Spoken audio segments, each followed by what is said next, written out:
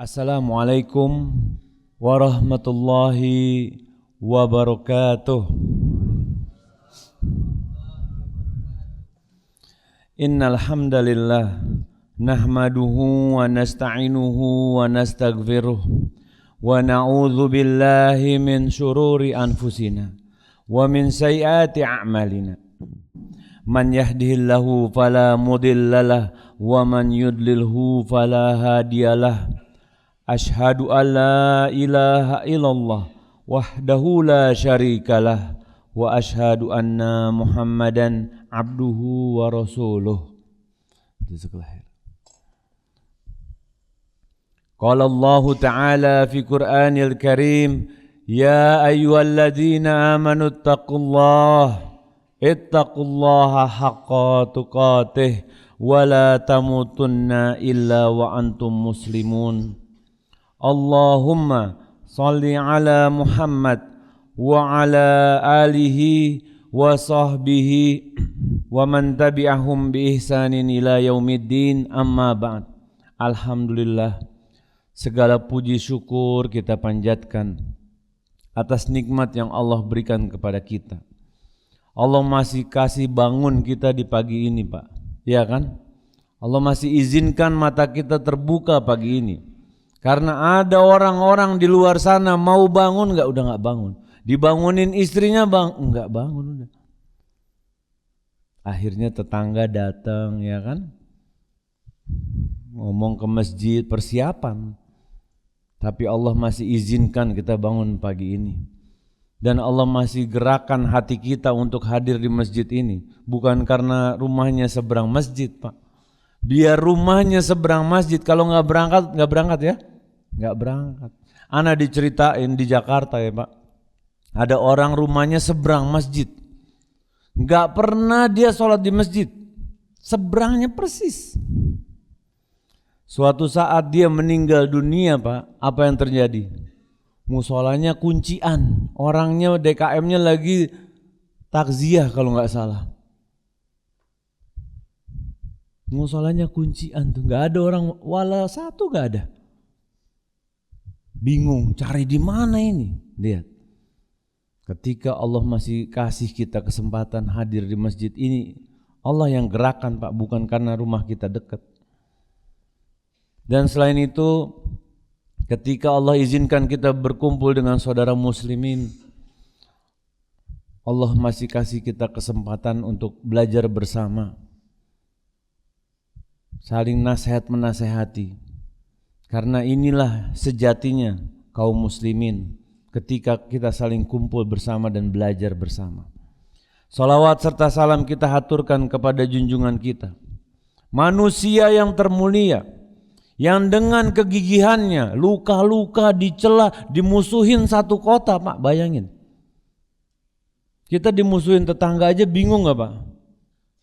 Bingung. Ini dimusuhin satu kota, tetap semangat menyebarkan dakwah Islam, mengajak orang-orang. Rasulullah Shallallahu Alaihi Wasallam. Pada kesempatan pagi yang penuh keberkahan ini, kita akan membahas, perlukah belajar ketika di usia lansia? Lansia ya dewasa lah. Lansia kayaknya terlalu ekstrim. Ketika sudah mulai tidak muda lagi. Pembahasan ini kita lihat sejarah deh. Di zaman tabi'ut tabi'in, generasi kedua setelah Rasulullah SAW dan para sahabat radhiyallahu anhum, hidup seseorang yang dikenal sebagai perampok yang bengis. Ini perampok yang luar biasa, Pak. Satu kabilah dia mau lawan sendiri, kelar kalau bahasa Betawinya. Selesai itu. Yang takut bukan hanya orang awam, perampok aja takut, Pak. Kita kalau takut sama rampok wajar ya, Pak ya. Tapi kalau rampok takut sama rampok, luar biasa ngerinya tuh. Dia tinggal di daerah Sarkhos, Asia Tengah. Sampai usia 40 tahun, dia manjat pagar atau manjat tembok, dia mendengar Ada yang membacakan surat Al-Hadid ayat 16. Allah katakan, alam ya'ni lil ladzina amanu an takhsha'a qulubuhum li dzikrillah. Apakah belum datang nih bagi orang yang beriman untuk hatinya khusyuk mengingat Allah Subhanahu wa taala. Dia dengar ayat itu, Pak, gemeter, Pak. Dan dia mengatakan, bala, ya ini udah waktunya nih. Udah waktunya buat anak berubah. Dia istirahat. Tapi namanya raja rampok, Pak ya. Daerah itu jadi rawan gak? Rawan, gak ada yang berani lewat. Akhirnya dia memutuskan untuk pindah, untuk hijrah. Meninggalkan kehidupannya yang lama. Dan pergi ke Baitul Haram. Dengan benar-benar tobat dan mengabdikan agamanya mengabdikan dirinya untuk agama Islam. Dan beliau menjadi seorang ulama terkemuka, bahkan menjadi guru Imam Syafi'i rahimahullah. Yang di Indonesia kebanyakan mazhab Syafi'i kan? Kita temukan banyak sekali perkataan tentang beliau di kitab-kitab tafsir, kitab hadis, kitab Tazkiyatun Nufs. Siapa namanya? Fudail bin Iyad. Kita lihat juga ulama-ulama lain. Az-Zahabi menceritakan bahwa ulama Ibnul Jauzi pernah membaca kitab Wasit di hadapan Ibnul Baqilani, dan kala itu dia berusia 80 tahun, Pak. Baca kitab usia 80 tahun. Az-Zarnuji berkata, Hasan bin Ziyad pernah masuk di suatu majelis ilmu untuk belajar ketika usianya 80 tahun. Dan selama 40 tahun dia tidak pernah tidur di kasur. Berarti bagaimana? Belajar terus gak? Kalau kita baru belajar sebentar, kasur udah kebayang. Aduh, enak banget nih Ahad pagi gini nih.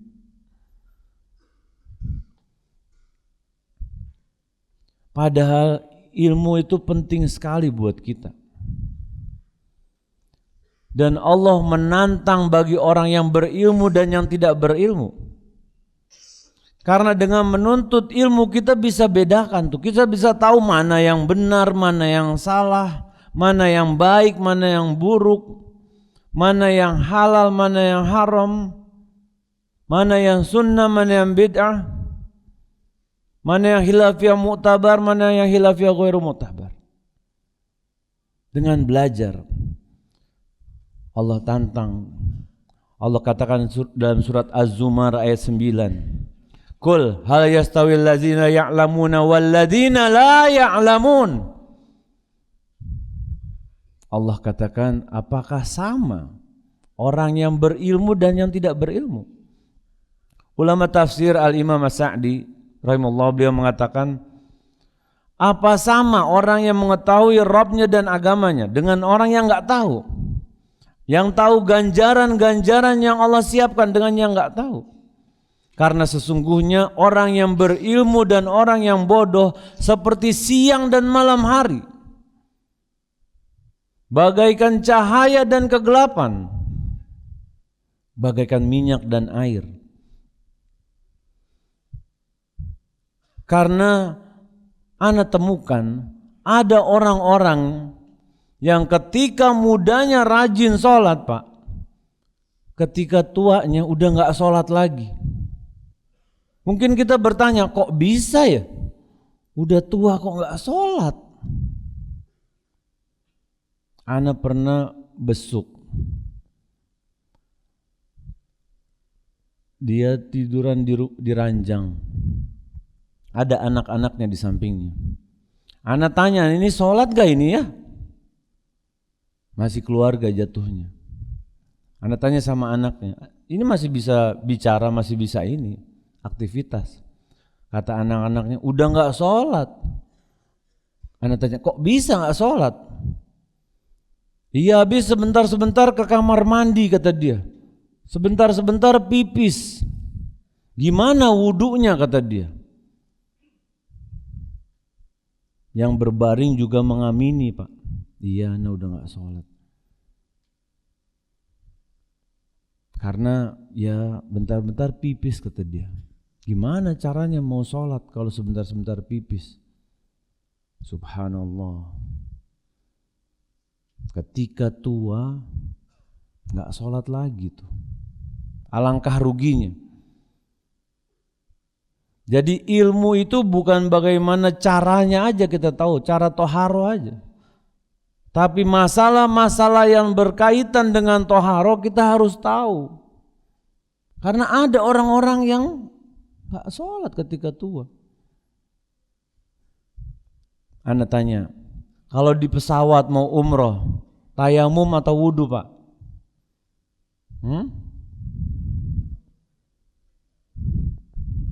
Nah kan ulama beda pendapat nih. Ada yang tayamum, ada yang wudu. Ayatnya bagaimana? Falam tajidu ma'an fatayammam. Jika tidak terdapat air, baru tayamum. Di pesawat ada air enggak? Ada.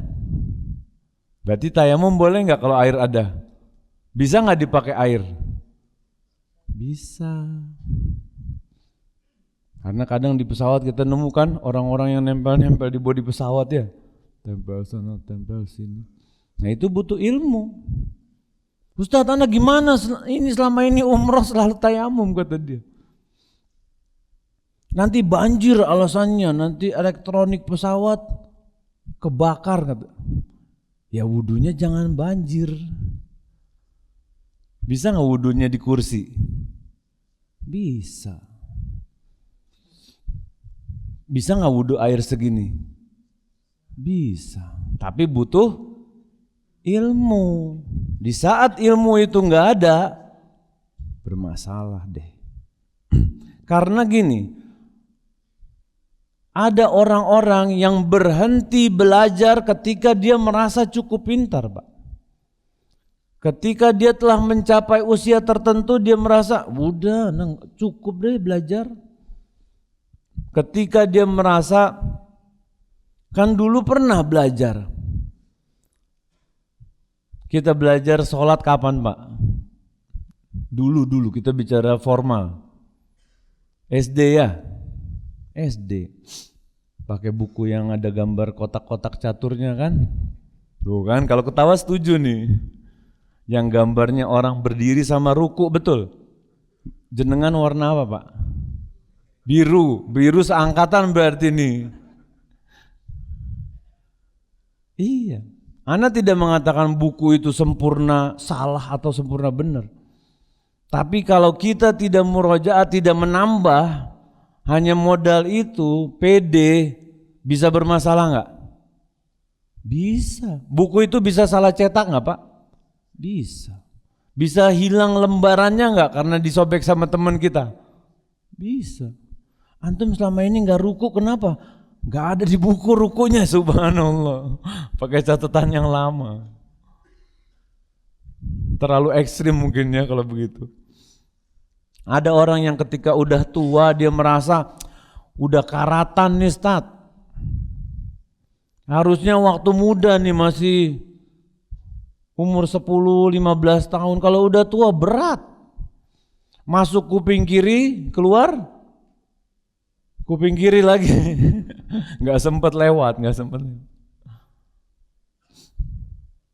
Ada yang belajar di waktu muda bagaikan nulis di atas batu. Iya kan? Kalau dia ketika tua bagaikan nulis di atas air. Tapi apa berarti dengan itu berhenti belajar? Enggak. Hati-hati. Ketika percaya dengan pepatah itu, akhirnya apa? Udah gak belajar. Harusnya dulu kata dia. Jangan ngambil titik ekstrim. Jangan nyerah. Kita lihat betapa banyak kisah Nabi dan ulama yang mulai belajar di waktu tua dan terus belajar nih.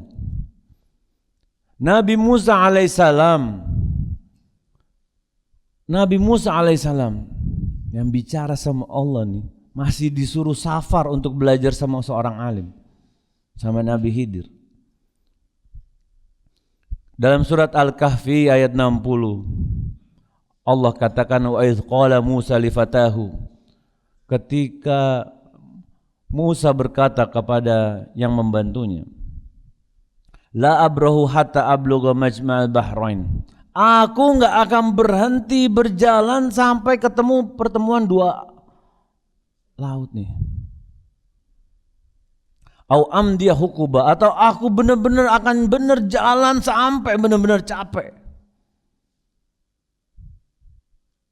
Nabi Musa alaihissalam, Pak, suruh safar tuh, suruh jalan jauh. Kita belajar rumah jenengan di mana, Pak? Jauh, Pak? Depan masjid, Masya Allah. Kita dekat kadang-kadang ya ini itu repot, gak sempet, mesti itu ke pasar, ya kan? Kita duduk begini sebentar, Pak, cuma sampai jam 6, mohon izinnya. Nabi Allah Musa alaihissalam, kalimullah, safar tuh buat belajar sama orang alim. Al-Imam Ibnu Qayyim rahimahullah, beliau mengatakan Nabi Musa alaihissalam bukan datang untuk kasih ujian, bukan. Buat tanya-tanya, bukan, tapi ingin belajar karena dia pengen nambah ilmunya.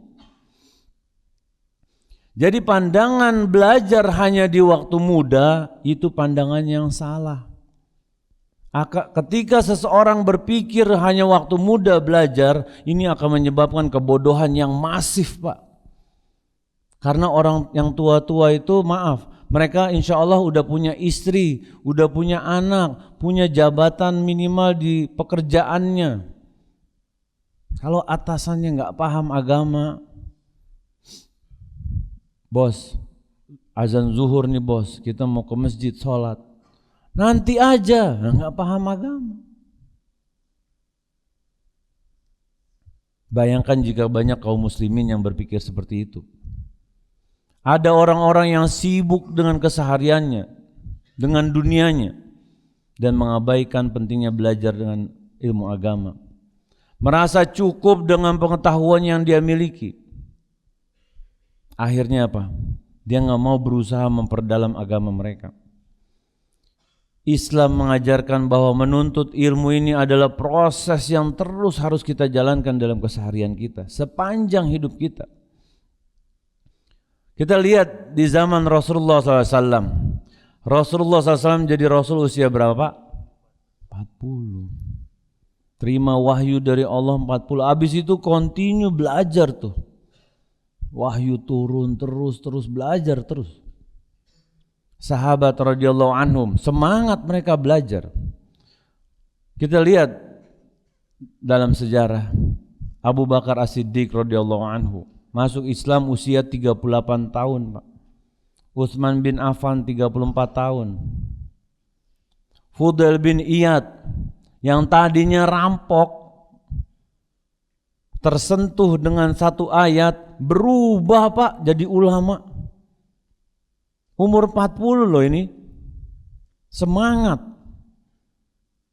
Baru satu ayat. Bagaimana dengan kita? Sudah berapa ayat yang kita dengar?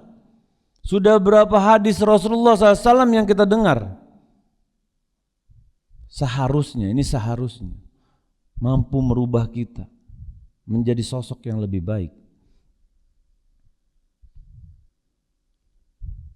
Karena belajar ini adalah proses yang harus kita kerjakan sampai ajal datang menjemput. Tidak ada kata rasa puas di dalam diri kita. Dan kita rugi, Pak, kalau nggak mau belajar. Kita luput dari kebaikan yang banyak dalam kehidupan kita. Ana dulu idatnya bukan di STDI. Ana masuk STDI usia 38 tahun, Pak. Alhamdulillah. Idatnya dulu di Jakarta, di Mahat Utsman bin Affan Bambu Apus. Kita itu teman-temannya DKM, takmir masjid, teman sekelas. Mereka itu kalau enggak jadi pulang kuliah, mereka ngajar tahsin. Salah satu sohib ana cerita, Bang, ana dipanggil, Bang, ana punya murid nih. Murid tahsin ana umurnya 70 Pak. Ana bilang Masya Allah aja. Gak apa-apa, cakep tuh, yang penting dia mau belajar. Baru Iqra 1 Bang. Bener. Habis itu 2 bulan gak ketemu, dia cerita lagi sama Ana. Bang, murid Ana meninggal. Innalillahi wa inna ilaihi raji'un. Ana tanya, ya umur 70 baru 2 bulan belajar Iqra 1 Pak. Ya maaf, sampai mana tuh kira-kira? Udah bisa baca Quran belum? Ini pertemuan sepekan sekali nih. Berat kan? Berat. Dan dia rugi, luput dari kebaikan yang banyak. Karena membaca Al-Quran itu baru pintu pertama nih. Habis baca kita harus tahu apa? Artinya. Habis tahu artinya harus tahu maknanya. Tahu maknanya baru ngamalin, ya kan?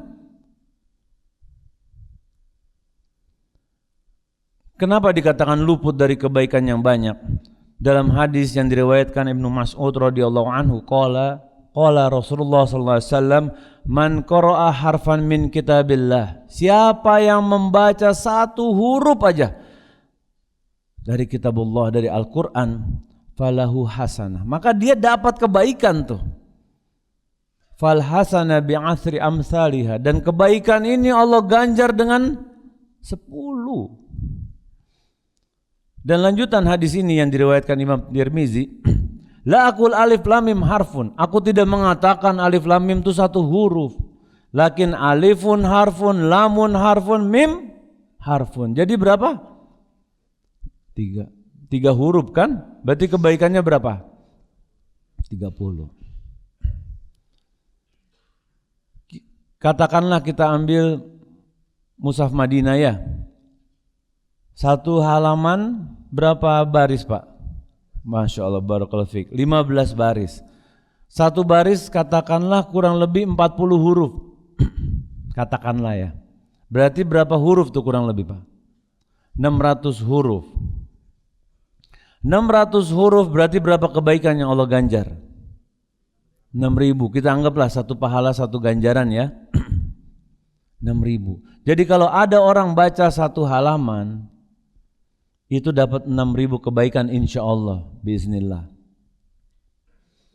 Kalau membacanya selama setahun nih Pak, 365 hari, setiap hari dia baca itu sekitar 2.200.000 kebaikan Pak, kurang lebih. Kalau dia membaca semenjak balik usia 15 tahun sampai dia usia 65 tahun, berarti dia membaca Al-Quran 50 tahun. Itu sekitar 100 juta kebaikan. Ini kita bicara baru 1 halaman loh Pak ya. Gimana orang yang membaca 3 lembar sehari? Bagaimana orang yang membaca setengah juz sehari? Gimana yang 3 juz sehari? Selama seumur hidupnya akan jomplang gak Pak? Beda jauh gak sama orang yang jarang baca Quran? Beda kan? Dan itu hanya diketahui sama orang-orang yang belajar hadis ini Pak. Orang yang gak tahu hadis ini, dia akan mengatakan, ya gak apa-apalah, hari ini gak sempet. Karena di luar sana ada orang-orang yang membaca Al-Quran cuma di bulan Ramadan Pak. Sekarang udah sampai mana? Al-Baqarah nih belum geser. Subhanallah. Udah mau Ramadan lagi nih. Baru belajar 1 hadis nih. Wah tenang Ustaz, anak bisa kok baca Quran. Aman insya Allah. Ana punya rutinitas baca Quran. Itu baru hadis ini.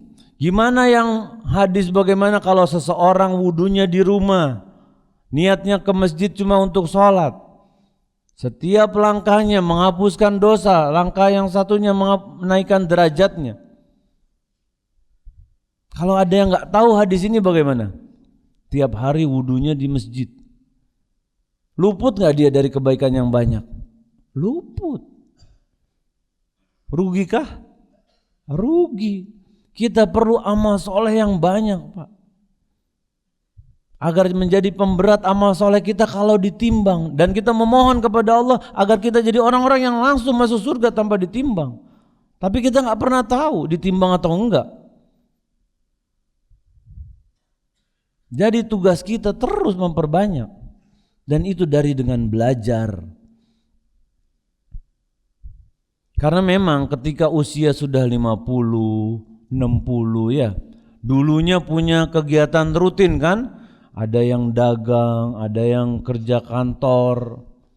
Ketika udah masuk usia pensiun, mendadak pengacara. Apa pengacara? Pengangguran, banyak acara. Ngasih makan ikan, ngasih makan burung. Tiba-tiba rumahnya jadi kebun binatang. Burung ada, ikan ada. Ya lumayan Ustaz buat cari kesibukan kata dia. Subhanallah. Jadi pengangguran banyak acara. Ada orang-orang yang sibuk reuni, Pak. Reuni teman SMA.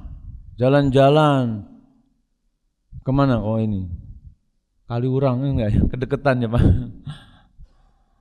Keluar kota, rombongan, sewa mobil, reuni teman SD, reuni teman TPA, TPA udah kenal teman TPA-nya. Dibuat-buat. Bulan ini kita ke sini ya. Bulan depan ke sini. Ini bukan reuni Pak kalau tiap bulan. Reuni itu mungkin setahun sekali atau 10 tahun sekali. Ini tiap bulan reuni. Dan ketika sudah mulai banyak kesibukan penggantinya, dia merasa berat untuk kembali belajar agama. Ada beberapa faktor yang menyebabkan seseorang enggan buat belajar agama. Kita usahakan faktor-faktor ini jangan ada di diri kita. Kalau ada di diri kita, kita cari solusinya. Karena kalau kita biarkan bahaya nih.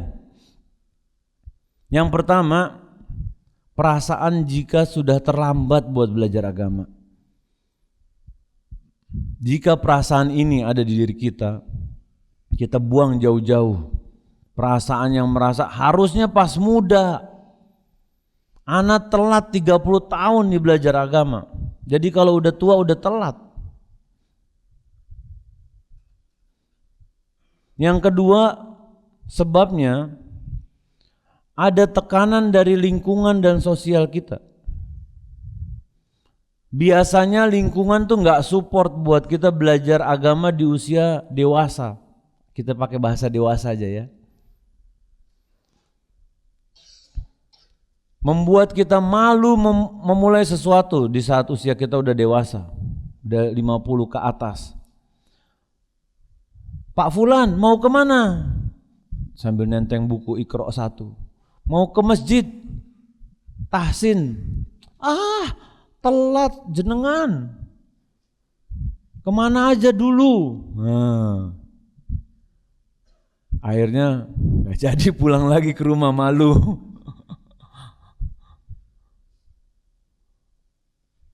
Jangan Pak, kalau ada lingkungan kayak gitu, biarkan, itu cuma bisikan aja. Kita tahu kita perlu belajar. Yang ketiga, ini juga bahaya nih. Mungkin bisa anak katakan yang paling bahaya. Kalau yang lain kita bisa bantah. Adalah ketika diri kita merasa puas. Diri kita merasa cukup ilmu agama kita. Dalam dunia psikologis ada namanya Dunning-Kruger effect. Ini adalah fenomena psikologi ketika seseorang merasa dirinya mempunyai kemampuan atau pengetahuan yang tinggi, padahal tidak sesuai dengan realitanya. Merasa bahwa ilmu agamanya udah mumpuni, udah cukup buat dia untuk menjalani ibadah sehari-hari. Pengetahuannya tentang tauhid udah cukup kata dia. Dan jika ini muncul di diri seseorang akan menghalangi dia untuk mencari ilmu. Karena dia merasa udah puas. aman. Yang penting zaman SD bukunya udah dipelajari tuh buku sholat ya. Gak perlu belajar lagi katanya. Puasa juga gitu. Kan dulu pernah belajar puasa. Puasa kan yang penting sahur, habis itu bukannya maghrib kata dia. Pas lagi cenat-cenut pegang koyo. Ini batal gak ya puasa? Bingung deh. Koyo gak mempan, pergi ke rumah sakit, diinfus, batal gak ya nih puasa? Bingung lagi. Butuh ilmu semua itu. Diinfus gak jadi, pulang ke rumah buka kulkas, ngambil makanan gak sengaja, lupa. Batal gak nih ya? Semua itu butuh ilmu. Kalau kita merasa puas, akhirnya apa? Gak belajar kita. Dan ketika kita berhenti menuntut ilmu agama, ada beberapa musibah yang terjadi. Yang pertama, kualitas ibadahnya akan turun, Pak. Ketika kita berhenti belajar, pemahaman kita tentang agama mungkin tidak berkembang, bahkan berkurang. Dan ini mempengaruhi kualitas ibadah kita. Tentang sholat kita, puasa kita. Ana diceritain sama sohib Ana. Waktu pandemi kita kan gak boleh tarawih di masjid ya di Jakarta tuh. Kalau tarawih mesti di rumah. Sohib Ana di BSD cerita. Anak-anak aneh demo Ustaz. Anak-anaknya demo. Kenapa? Mereka gak mau sholat tarawih jadi makmum Ana kata dia. Kok bisa? Iya, anak-anak cerita. Anak-anak bilang gini, kami gak mau sholat sama bapak. Kami bosen Pak. Tarawih 11 rakaat trikul mulu yang dibaca katanya. Tahu Pak trikul Pak? Kulhu, kulauzu birabbil falaq, kulauzu birabbin nas. Bonusnya ina atau ina kadang-kadang. Bosen kami Pak. Bayangin sebulan full tiap hari 11 rakaat.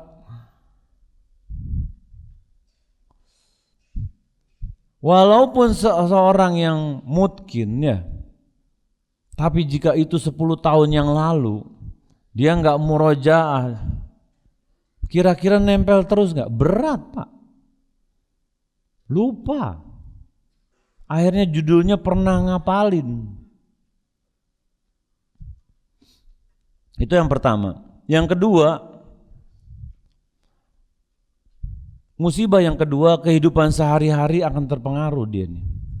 Karena agama Islam bukan hanya agama yang mengatur bagaimana kegiatan ibadah kita, tapi bagaimana kehidupan kita sehari-hari.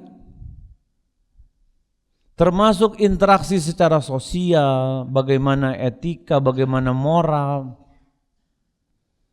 Kalau dia nggak belajar hadis bahwa senyum itu sedekah, kira-kira semangat gak dia senyum? Enggak, biasa aja.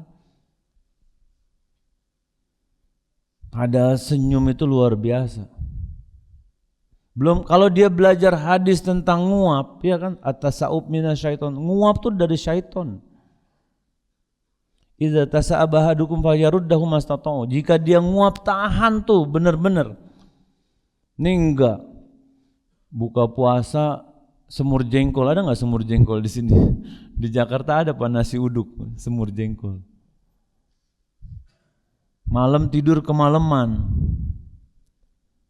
pagi-pagi bangun berangkat ke masjid. Udah lupa sikat gigi, boro-boro sikat gigi, orang itu udah mau komat kata dia. Sholat di saf 1. Wah ngantuk kan? Nguap, wah itu baunya sangat berkesan itu. Nengok kanan kiri kok nggak ada jamaah pingsan semua, ini bisa jadi nih. Kalau dia belajar bahwa nguap itu suruh ditahan, tahu dia. Kalau dia belajar disuruh siwak, kalau mau sikat gigi, kalau mau sholat. Laulam asyqa ala ummati la amartuhum bisiwak inda kulli shalah. Kalau enggak memberatkan umatku nih, aku perintahkan bersiwak nih tiap mau sholat. Dan banyak hadis-hadis yang lain yang mengajarkan bagaimana kita menjalani kehidupan kita. Kalau kita tidak mempelajari bagaimana tentang hal itu, akhirnya hubungan dengan manusia bagaimana? Bermasalah bisa, Pak. Tidak baik sama tetangga, ya kan? Tetangga bakar sampah, lapor polisi. Samperin dulu, ngomong baik-baik kan bisa. Pentingnya bagi kita untuk mengetahui ini agar kita tidak tidak menjadi orang yang merugi. Yang ketiga, musibah yang bisa terjadi adalah resiko kesalahpahaman dan penyimpangan.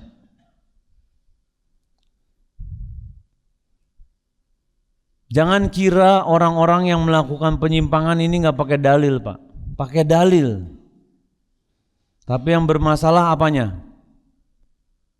Pemahamannya yang bermasalah.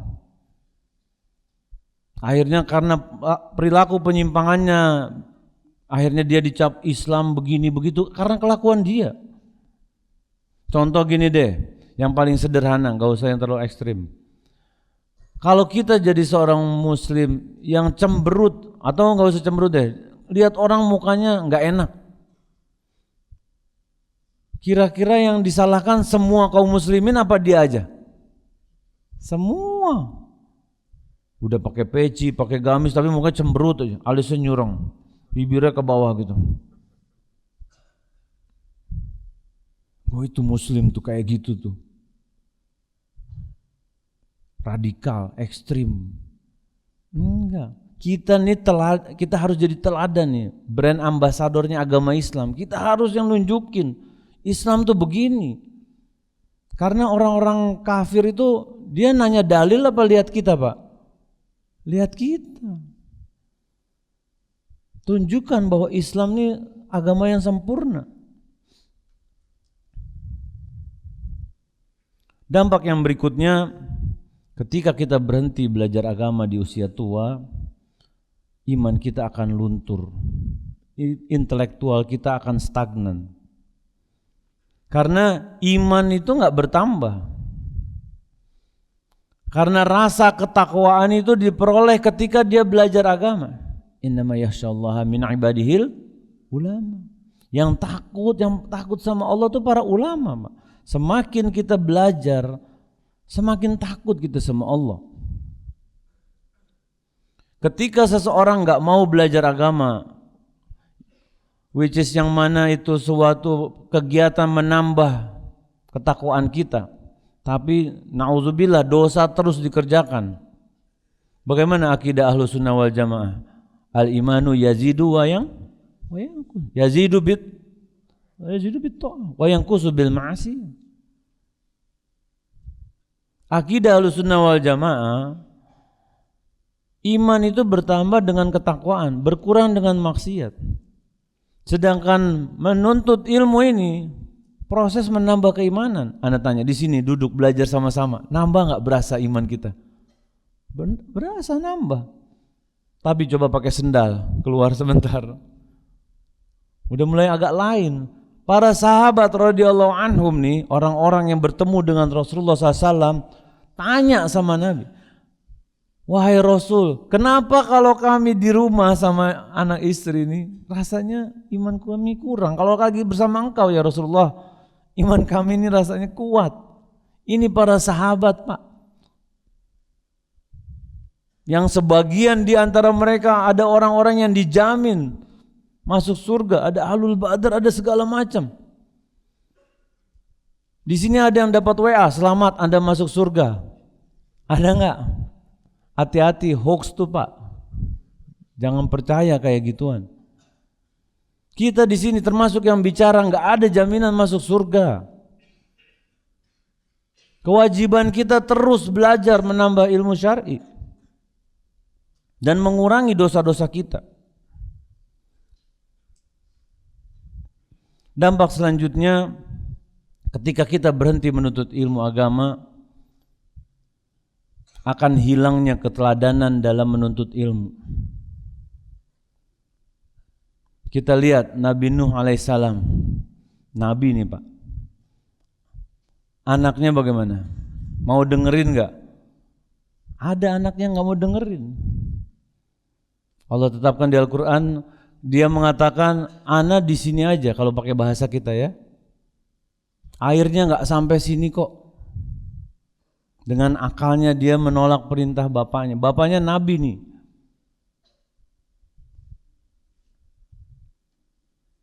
Nabi Nuh alaihissalam masih diuji dengan anak yang bangkang Pak. Apalagi kita yang bukan siapa-siapa. Jika kita tidak mau belajar agama, lingkungan kita, istri kita, anak kita akan melihat bahwa bapak aja gak mentingin belajar agama. Akan berdampak pada kualitas ketakwaan lingkungan dan kualitas ibadah anak-anak di masa depan. Bapaknya nonton berita politik terus, anaknya pulang dari pondok, nak ayo nak hafalin Quran. Ibunya nonton drama Korea terus, anaknya suruh murojaah. Bapak begitu, mama begitu, masa aku suruh enak-enak ya? Kita harus kasih contoh minimal Pak. Karena itu keteladanan itu adalah cara paling mudah mengajarkan anak-anak. Karena kalau kita dengan suara terus gak jaminan. Dan alangkah ruginya kita jika kita hidup di lingkungan yang kurang bertakwa. Anak-anak sibuk dengan perkara dunia karena ngelihat orang tuanya gak mentingin agama nih, gak mentingin belajar agama. Anak kajian di Masjid Agung Al-Azhar Pusat di Jakarta, ada seorang ibu-ibu datang. Ustadz, kita lagi bahas ilmu waris waktu itu.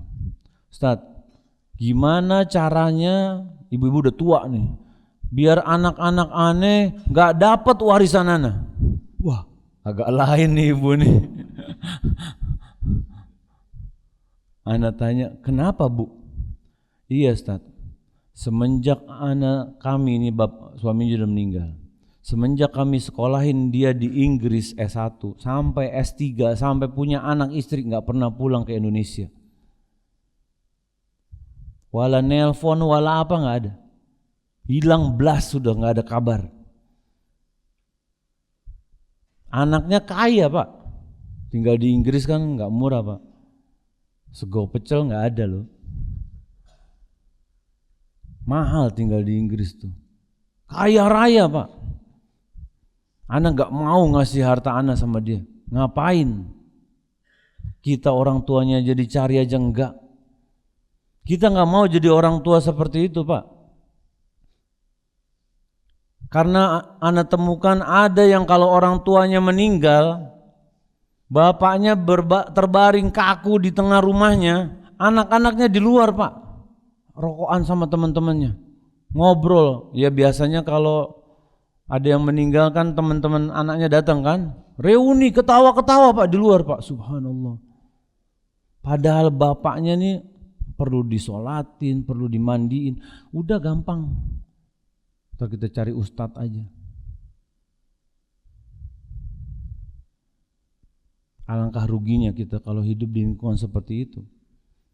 Kita ingin jadi orang-orang yang belajar agama. Anak-anak kita belajar agama. Agar semua takut dan patuh kepada Allah Subhanahu wa taala. Bisa jadi kalau kita udah tua ternyata kita hijrahnya belakangan. Allah takdirkan di akhir-akhir hidup kita baru mengenal syariat. Baru kita tahu pentingnya agama ini. Bisa jadi dulu kita sibuk dengan maksiat Pak. Pagi-pagi maksiat, siang, malam lihat di HP. Tapi suatu saat duduknya kita di majelis ilmu, satu kali aja kita mendengar satu nasihat yang membuat hati kita bergetar, yang membuat kita ingin berubah. Anak nggak bisa gini terus. Lalu dia mulai memperbaiki diri dia. Kita jangan lupakan bagaimana kisah Abu Thalib, paman Rasulullah SAW, hidup bersama Rasulullah SAW 40 tahun kurang lebih, Pak. Dalam buku-buku sirah dijelaskan Abu Thalib ini jika ada orang masuk Islam, kalau pakai bahasa kita, cakep, bagus tuh, emang Islam agama yang benar. Tapi kalau ada yang menghina Rasulullah SAW, wow, dia galak, Pak. Kamu tuh yang bodoh, kamu yang gak tahu ini agama terbaik. Tapi dia gak pernah mau keluar dari lisannya. Ini menunjukkan bahwa hidayah dari Allah. Di zaman sekarang ada orang-orang yang sudah dapat hidayah nih dari Allah, dia abaikan. Karena ketika dia masuk dapat hidayah, alhamdulillah, mulai semangat dia. Lomba-lomba soft 1 ya. Sampai disengkat enggak ya? Enggak disengkat ya, enggak boleh disengkat. Berlomba-lomba di soft 1. Tapi datang ujian dunia. Dia beli gerobak mie ayam, mulai jualan. Jualannya mulai rame. Gerobaknya tambah lagi. Udah mulai geser tuh, Pak. Udah agak di soft 2 sedikit. Karena mesti nyiapin kebutuhan. Gerobaknya udah banyak, udah punya franchise. Gak pernah kelihatan lagi hidungnya di masjid. Boro-boro mau datang majelis ilmu begini gak sempat kata dia. Sholat aja udah gak kelihatan. Nauzubillah. Tertipu dengan dunia. Dan Allah katakan dalam surat Al-An'am ayat 32 dikatakan wa mal hayatud dunya illa laibu walahu. Sesungguhnya kehidupan dunia ini melalaikan kita. Di kepala kita muncul rasa ada yang penting nih, mesti begini, mesti begitu. Menyebabkan kurangnya sadar kita akan pentingnya tanggung jawab akan hidayah kita. Hidayah ini perlu dijaga loh. Karena hidayah ini bisa hilang. Jangan kira orang-orang yang murtad, wala'iyadzubillah, itu langsung tiba-tiba bangun tidur langsung murtad. Enggak, Pak. Itu ada proses pengurangan iman dulu. Imannya berkurang, maksiat ini baru turning pointnya itu pas dia murtad. Mimpi inilah itulah. Awalnya dia ninggalin sholat ini. Hidayah Allah cabut dari dia, nauzubillah. Karena zaman sekarang lagi ada namanya fenomena alumni hijrah. Iya, tadinya semangat belajar agama, akhirnya dengan dunianya balik lagi dia. Yang tadinya pakai niqab, ahwat ditinggalkan sama dia. Tadinya punya jenggot ihwan-ihwan dicukur sama dia, nauzubillah. Jangan merasa ketika kita udah hijrah, berusaha, udah selamat kita dapat jaminan masuk surga. Enggak. Ini baru pintu nih. Setelah itu ada anak tangga yang harus kita naikin dan istiqomah dalam menjalankannya. Dan ini enggak lebih mudah. Kalau cuma motong celana sama piara jenggot kadang lebih mudah. Iya kan? Panggil tukang jahit di sini berapa? 5.000. Di Jember 3.000 apa 2.000? Lebih murah. Tapi istiqomah terus belajar, ya kan? Mengisi faiza faraqta fansab, mengisi setiap waktu luang kita melanjutkan dengan kebaikan seterusnya. Menimbang-limbang mana yang lebih besar maslahatnya, menimbang mana yang ada mudaratnya jangan kita ambil. Itu butuh keistiqomahan. Rasulullah SAW mengatakan habbul amali ilallahi ta'ala adwamuha wa in qala. Amalan yang paling dicintai Allah Subhanahu wa taala itu bukan amalan yang banyak tapi cuma sekali dikerjakan, Pak. Tat, ana baca Quran 30 juz, Tat. Bulan Ramadan. Sekarang libur dulu Tat. Ntar mushafnya kotor kalau dipakai-pakai terus. Taruh aja di lemari, subhanallah. Lebih baik kita istiqomah membacanya setiap hari. Walaupun sedikit. Dibandingkan cuma sekali tapi itu doang pernah, enggak terus-terusan. Dan bagaimana cara mempertahankan hidayah ini? Adalah dengan menuntut ilmu syar'i. Karena menuntut ilmu syar'i ini adalah tanda kebaikan bagi kita. Dalam kitab Sahih Bukhari dan Muslim dari hadis Muawiyah bin Abi Sufyan dikatakan radhiyallahu anhu, Rasulullah SAW mengatakan, man yuridillahu bihi khairan yufaqihu fid din. Jika Allah kehendaki kebaikan buat seseorang, Allah jadikan dia paham agamanya. Khairan ini nakirah. Dalam ilmu nahwu sharaf, nakirah ini maksudnya umum. Jadi umum itu keumuman baik dalam kebaikan dunia, kebaikan akhirat. Kebaikan dunia apa? Pekerjaan, anak istri, kesehatan. Iya kan? Kebaikan akhirat tentu yang Allah janjikan di akhirat nanti. Dan ulama juga mengatakan jika Allah kehendaki kebaikan, begitu juga sebaliknya. Jika Allah tidak menghendaki kebaikan, Allah tidak jadikan dia orang yang paham agama. Alangkah ruginya kita kalau kita jadi orang yang enggak paham akan agama kita. Karena pemahaman agama adalah salah satu bentuk kebaikan terbesar yang Allah bisa berikan kepada seorang muslim. Ana tanya nih, duduk di sini nikmat dari Allah enggak? Nikmat. Tapi pasti paham enggak? Belum tentu. Ya kan? Wah, kajian nih, senderan dikit Lu 6:30. Paham enggak, Pak? Enggak paham. Lagi kajian, lihat HP sebentar. Istri WA nih. Iya, iya belanja ini nanti, ini dicatat semua.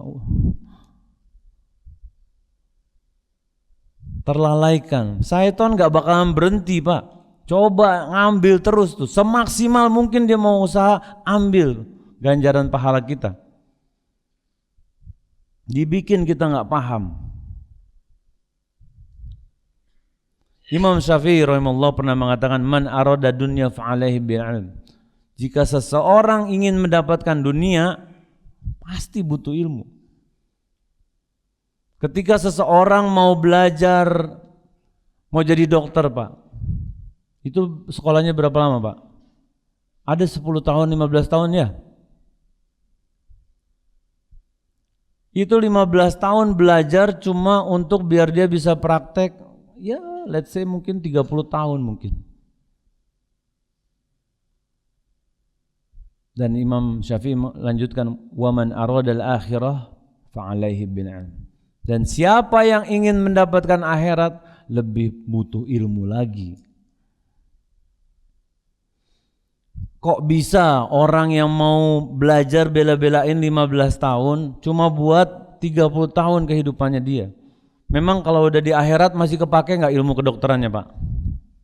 Kepake nggak? Nggak kepake. Sedangkan kita nih yang akan di akhirat selama-lamanya nih, masa kita nggak mau belajar? Ilmu dunia, contohnya gini, ada yang punya pesawat di depan, helikopter. Ana nggak bisa bawa pesawat, helikopter nih. Ana ajak mau nggak, Pak? Ustaz, jangan macam-macam, Ustaz. Mati kita, kata dia.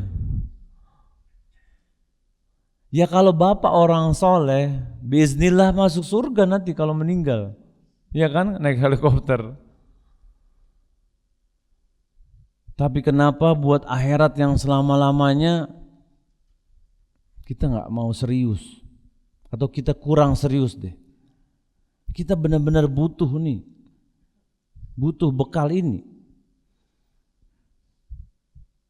Dan dalam hadis yang diriwayatkan dari Ibnu Majah, Rasulullah SAW mengatakan, "Thalabul ilm fardhatun ala kulli muslim."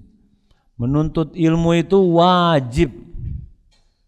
Sesuatu yang wajib apa? Kalau nggak dikerjakan, dosa.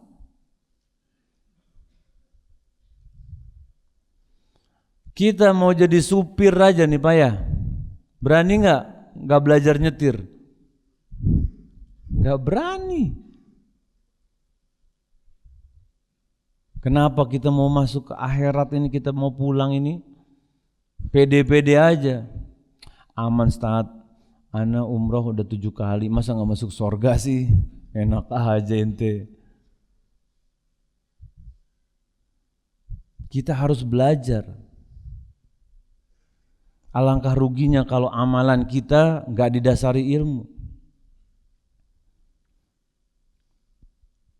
Pernah umroh, istri ana ketemu sama orang. Orang ini nanya sama istri ana, perempuan. Nanti kita kalau tawaf arah jarum jam atau lawan arah jarum jam ya? Ini di pesawat Pak, udah mau ke Jeddah. Nanyanya begitu. Loh, kata istri ana, Mbak nggak hadir manasik? Enggak. Mbak nggak belajar buku-buku manasik umroh sesuai sunnah? Enggak. Bahaya nggak? Bahaya. Umroh itu perlu apa? Perlu ilmu. Karena keluar tenaga ya kan? Belum lagi rupiah keluar, waktu izin dari kantor. Kalau nggak didasari ilmu bagaimana? Pak punya ilmu aja resiko nggak diterima tetap ada. Apalagi nggak ada ilmunya. Dan berapa lama kita belajar? Ketika kita tahu bahwa belajar itu bukan buat anak-anak aja, tapi buat semua muslim sepanjang hidup kita. Imam Ahmad rahimahullah pernah ditanya ketika rambut beliau sudah mulai kelihatan putih-putih Pak. Mulai putih itu usia berapa Pak ya? 40, 50 mungkin ya? Ila mata wa anta ma'al mihbar. Ditanya, sampai kapan engkau Imam Ahmad bawa-bawa tempat tinta nih kemana-mana? Zaman dulu yang masih ngerasain nulis pakai tinta ya Pak ya, dicelup-celup. Anak-anak zaman sekarang bingung Pak lihat kayak gitu. Sampai kapan? Karena apa? Imam Ahmad ini belajar terus Pak. Kita bicara Imam Ahmad bin Muhammad bin Hambal. Beliau lahir di tahun 164 Hijriah. Belajar mulai usia 15 tahun. Wafatnya usia 77 tahun. 77 kurang 15, 62 tahun beliau belajar. Kita sudah berapa tahun belajar? 40 tahun. Belajar terus loh ya. Bukan dari SD belajar sholat itu dihitung belajar agama terus sampai tua, enggak. Itu cuma pernah belajar sholat.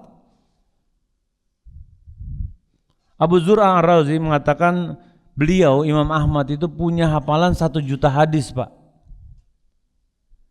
Kita berapa? 100.000? Ada hadiah nih 100.000 nih. 1.000 arba'in. Alhamdulillah kalau masih arba'in. Ada yang cuma 1 Pak. Hafalannya anak TPA lagi. La tagdob walakal jannah. Terus kita belajar. Jangan kita terputus dalam meraih ilmu agama. Ana yakin para asatiza di sini juga nggak berhenti belajar Pak. Jangan kira ketika udah duduk di sini terus berhenti. Masalah itu. Tapi kan nggak perlu diceritain. Mereka semua belajar Pak. Ayo Ustadz ngopi-ngopi. Ustadz yang mau belajar suruh ngopi-ngopi.